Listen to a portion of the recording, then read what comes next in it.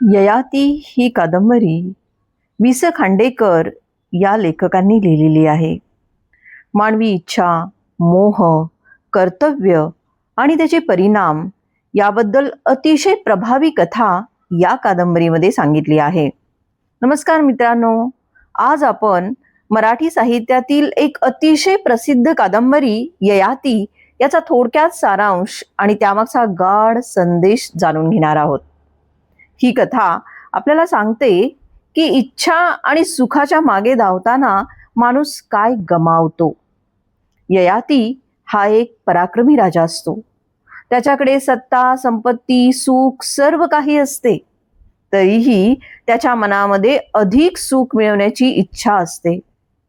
ययातीचे लग्न देवयानीशी होते, पण नंतर त्याचे आकर्षण शर्मिष्ठेकडे वही वाढते. त्यामुळे अनेक गुंतागुंतीच्या घटना घडतात आणि त्यामुळे त्याच्या आयुष्यामध्ये संघर्ष निर्माण होतो. ययातीला एका शापामुळे अकाली वार्धक्य येते, म्हणजेच अचानक तो म्हातारा होतो.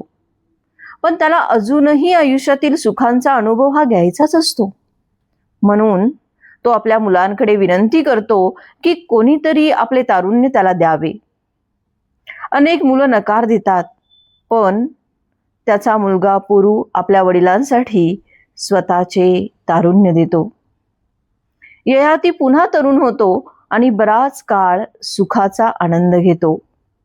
पण काही काळानंतर त्याला जाणवते की आपल्या इच्छा ज्या आहेत त्या कधीच संपत नाहीत. शेवटी मग ययातीला समजतं की सतत सुखाच्या मागे धावणे म्हणजेच खरी समाधानाची वाट नाही.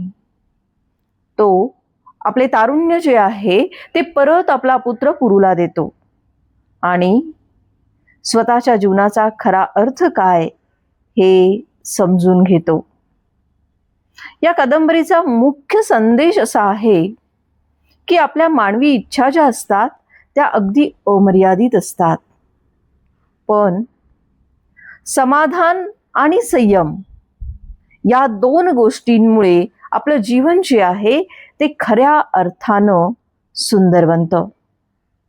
आणि म्हणूनच ययाती ही फक्त कथा नाही, तर जीवनाचा एक मोठा धडा आपल्याला या कादंबरीतून मिळतो. जर तुम्हाला या पुस्तकांचे सारांश आवडत असतील तर हा जो माझा व्हिडिओ आहे त्याला लाईक करा आणि पुस्तक परिचय हे जे माझे यूट्यूब चॅनल आहे त्या चॅनलला सबस्क्राईब करायला विसरू नका.